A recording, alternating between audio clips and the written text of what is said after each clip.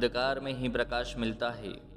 प्रकाश का महत्व इसलिए है क्योंकि जीवों में अंधकार का भय है, किंतु प्रकाश भी उन्हीं को मिलता है जिनमें उसकी चाहत होती है।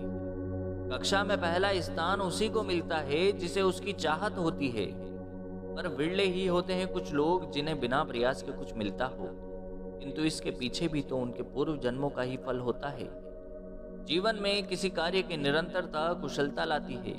लोहार भी बार बार रोज रोज हथौड़े का प्रहार करने का आदी हो जाता है, इसलिए बिना गलती के उसके प्रहार निश्चित जगह पर होते हैं। धीरे धीरे शरीर को जहर दिया जाए तो एक समय के बाद जहर शरीर पर काम नहीं करेगा। यह सबूत है इसका कि निरंतरता के साथ चमत्कार जीवन में कर सकती है। यह सबूत है इसका कि निरंतरता से जीवन अवधि बढ़ाई जा सकती है। योगी का जीवन श्वासों पर नियंत्रण का प्रयास है। जीवन भर योगी निरंतर योग क्रियाओं से श्वासों पर संयम पाता है, और इसमें संशय नहीं है कि योगियों की उम्र भारत में सामान्य इंसान की उम्र से कहीं अधिक होती है। किंतु चाहत और निरंतरता व्यर्थ है यदि जीवन में एकाग्रता न हो तो। पल पल में इच्छाएं बदलने वालों की कभी कभार ही कोई इच्छा पूरी हो पाती है।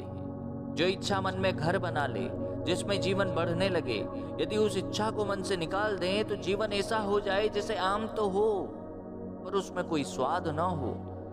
स्वाद से ही आम की खासियत है।